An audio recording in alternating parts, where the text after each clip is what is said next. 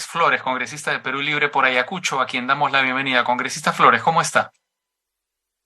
Muy buenos días, Raúl. Gracias por invitarme. Es un gusto siempre estar en tu programa. Lo mismo digo, la razón, digamos, de nuestra comunicación tiene que ver, por supuesto, con toda la convulsión social que está viviendo nuestro país, específicamente con la denuncia por genocidio que se ha presentado en contra de la presidenta Boluarte, que incluye también al actual titular de la presidencia del Consejo de Ministros, antes ministro de Defensa, Alberto Otárola, al expresidente del Consejo de Ministros, Angulo, y el ministro del Interior, César Cervantes. Perú Libre ha dicho que respalda esta denuncia por genocidio. ¿Usted está en esa línea? ¿Está de acuerdo con esa denuncia por genocidio? Sí, definitivamente yo respaldo esta denuncia.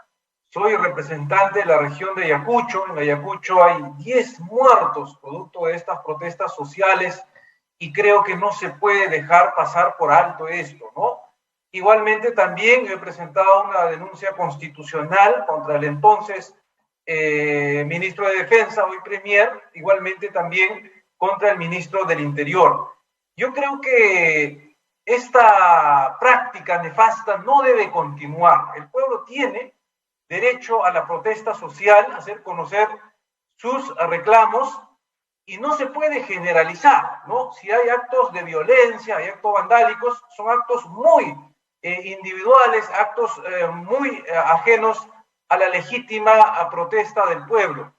Por lo tanto, estamos hablando de 27 vidas en apenas 14 días de gobierno, es casi 2 muertos por gobierno, y por lo tanto aquí se tiene que encontrar responsables y se tiene que dar una sanción ejemplar, porque en un Estado de Derecho no se puede permitir que se asesinen peruanos por salir a protestar. Ahora, más allá de las opiniones, hay algunos aspectos técnicos que son importantes de analizar en lo que se refiere a esta denuncia. La denuncia es de la congresista Margot Palacios, que ha presentado la denuncia aprovechando la presencia de la Comisión Interamericana de Derechos Humanos en el Perú. Ahora, este es un problema de procedimiento, entiendo, porque para llegar a instancias supranacionales, lo primero que se tiene que hacer es agotar las instancias internas, es decir, este caso de genocidio debería pasar en primer lugar por el Poder Judicial peruano. ¿Por qué no se ha hecho eso? Esto puede hacer que la denuncia sea nula directamente. Totalmente de acuerdo en ello, ¿no? Nosotros estamos de acuerdo con el fondo, más la Sí. forma de esto habría que preguntarle a la colega Palacios. Efectivamente, nosotros sabemos cuál es el procedimiento, por ello es que yo personalmente he presentado una denuncia constitucional frente Ajá. a los dos o contra los dos ministros de entonces, ¿no? El del Interior y Defensa.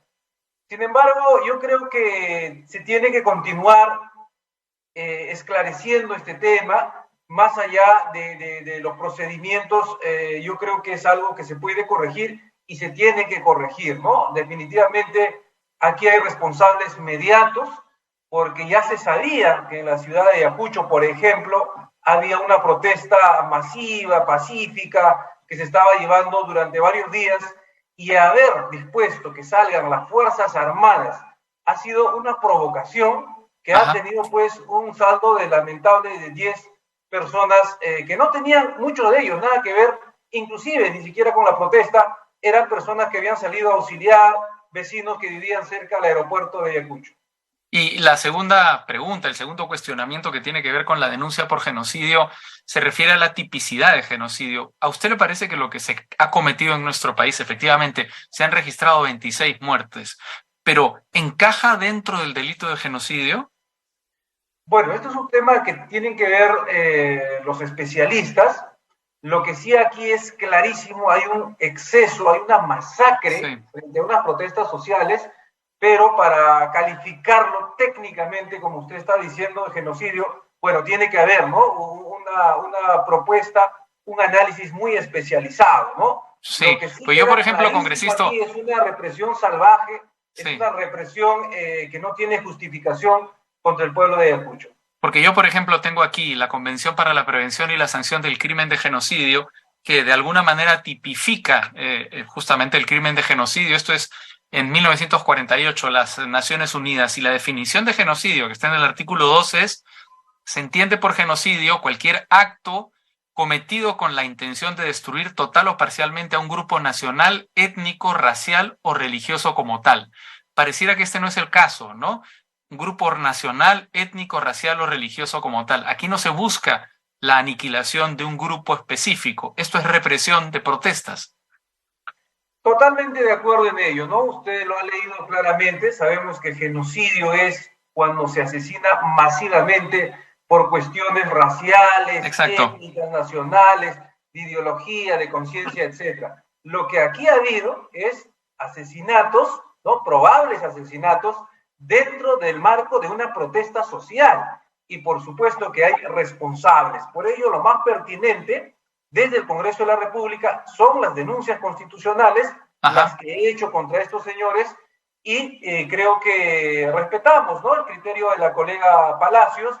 Sin embargo, hay procedimientos que hay que cumplir dentro de un Estado de Derecho, dentro de las leyes, ¿no? Por lo Uh-huh. tanto, lo que sí queda clarísimo aquí es que esto no puede quedar impune de ninguna manera, Raúl. Ajá. Son 27 peruanos que fallecieron en medio de protestas y usted sabe muy bien que el derecho a la protesta social es un derecho fundamental y el gobierno tiene que respetar. Y lo más grave de esta situación, pareciera que la señora Dina Boluarte vive en una realidad paralela, es que el inmediato responsable de estas muertes, de estas 27 muertes, el señor Otárola, ¿no?, recibe como premio el premierato.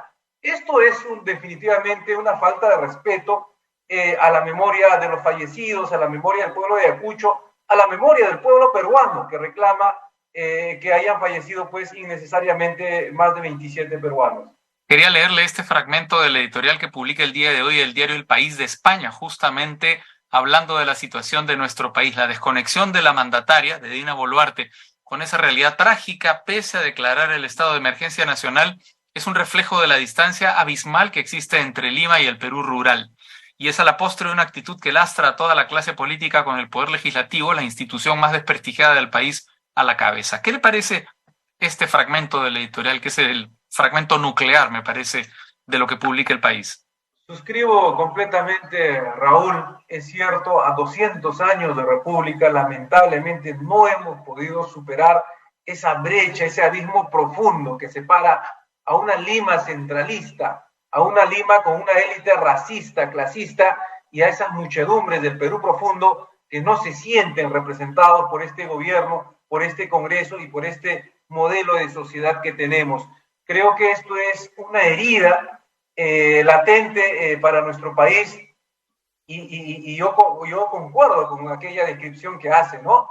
En el fondo, todo este problema, Raúl, viene pues cuando una derecha intransigente, ¿no?, que en mayor parte actuó por racismo y clasismo y por un desprecio hacia lo provinciano en nuestro país, implementa un golpismo en ciernes hasta llevar a este trágico desenlace, ¿no? Sí. Y lo peor de todo, Raúl, es que cuando uno ve los gobernantes, Dina Boluarte, que viene del pueblo, que viene de provincia, así como yo vengo de Ayacucho, ella proviene de Apurímac, ¿no? Dice, sí, tan rápido se desconecta, se olvida del pueblo. Bueno, eso es lo que le iba a decir, congresista, efectivamente, porque claro, usted está centrando sus críticas, digamos, a una clase política muy limeña, muy centralista, desconectada con el resto del país, pero se lo iba a comentar, Dina Boluarte es de Chalhuanca, de Apurímac, que es quechua hablante.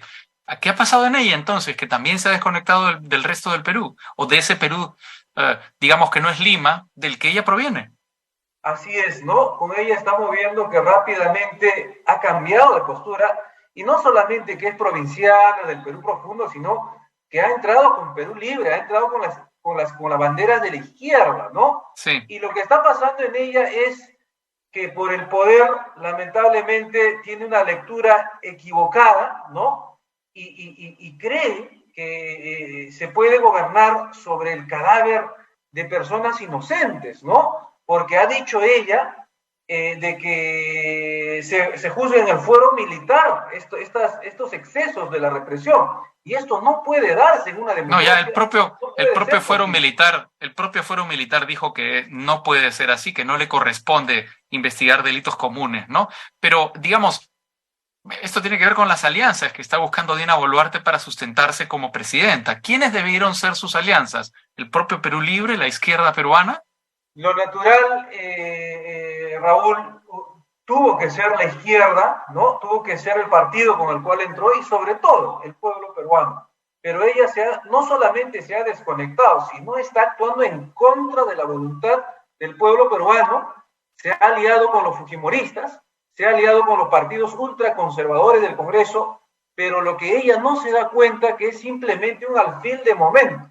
Está cometiendo el mismo error que cometió Pedro Castillo en su momento, cuando creyó que un grupo de partido de centro derecha lo iba a respaldar, y no ha sido así. Y Dina Boluarte no entiende, parece, ese proceder, y va a continuar por el mismo derrotero de Pedro Castillo. La derecha lo está utilizando para empoderarse, ¿no? Para acomodar, para hacer sus reformas constitucionales que les conviene a ellos como grupo, y luego pues van a prescindir de ella, ¿no? Porque eso es la práctica de ellos, ¿no? Entonces aquí hay una equivocación de la presidente Dina Boluarte en querer gobernar a espaldas y en contra de la voluntad popular. Lo que mejor debió hacer ella es asumir, y eso hemos esperado nosotros, que asuma y convoque inmediatamente en el menor tiempo posible a elecciones adelantadas. Y estando en una situación extraordinaria, especial, como salida de la crisis política que hemos estado viviendo, lo que debió hacer es convocar en 4 meses. Sin embargo, tiene la oportunidad. Ella puede renunciar y en un acuerdo político también combinar a que renuncie la actual mesa directiva del Congreso de la República y se nombre una mesa directiva transitoria al estilo Valentín Paniagua en el año 2000 para poder solamente ser de transición y garantizar unas elecciones adelantadas y que vuelva la legitimidad de la democracia en nuestro país. Muy bien, congresista Flores, de Perú Libre. Muchas gracias por su participación en Al Vuelo, como siempre. Muchas gracias a usted por invitarme. Muchas gracias. Hasta pronto.